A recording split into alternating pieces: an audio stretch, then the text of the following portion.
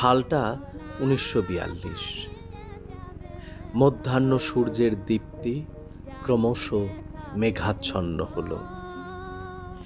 এক দুরারোগ্য ব্যাধিতে আক্রান্ত হলেন ভাঙা যুগের রাঙা কবি নজরুল ইসলাম। হারালেন বাক শক্তি, হারালেন মানসিক ভারসাম্য।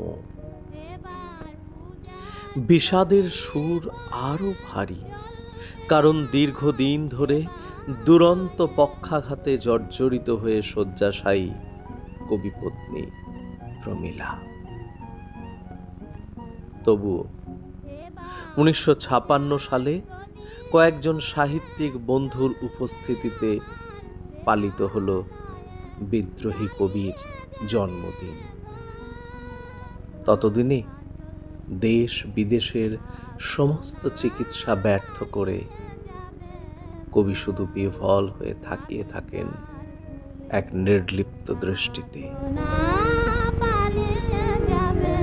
তারপর অতিক্রান্ত আরো কয়েকটি বছর। কবি এখন কলকাতার পদ্মপুকুরের বাড়িতে। বাকহীন কবি শুধু কোন অসীমে তাকিয়ে থাকেন। ইতিমধ্যেই ডাক এলো বঙ্গবন্ধু মুজিবুর রহমানের। স্বাধীন বাংলাদেশে যাওয়ার আমন্ত্রণ। চলছে ঢাকা যাওয়ার প্রস্তুতি।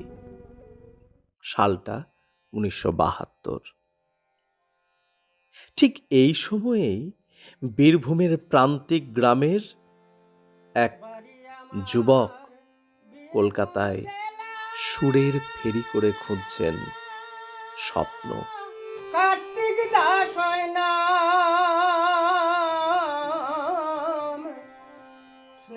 সেই স্বপ্ন নগরীতেই হঠাৎ তার সুযোগ এলো কাজী দর্শনের।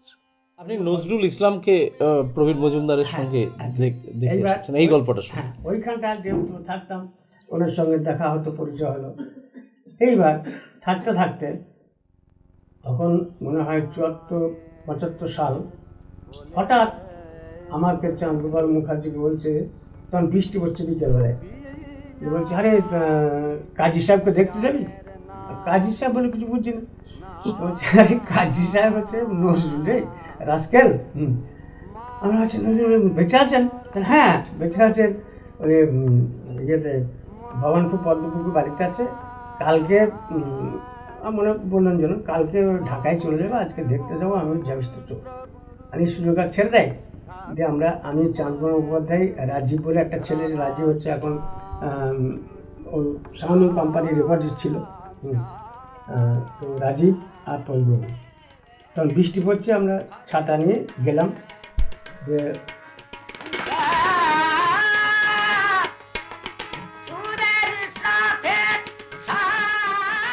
দেখছি একটা ঘরের মধ্যে, পদ্মপুকুরের দক্ষিণ দিকে একটা ঘরের মধ্যে, তখন দেখছি প্রচুর লোক লাইন দিয়ে আছে।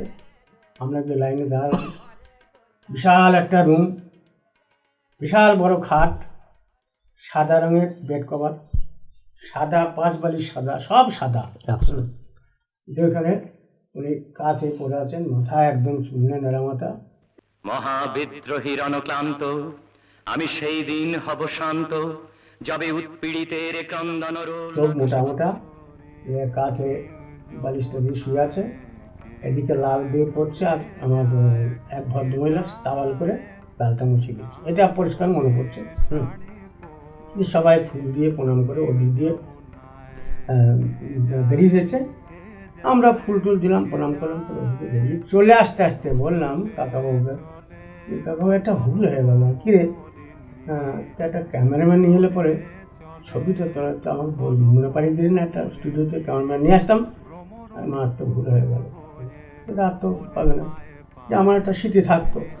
তোমাদের পানে চাহিয়া বন্ধু আর আমি জাগিব না, কোলাহল করি সারাদিন মান, কারো ধ্যান ভাঙিব না।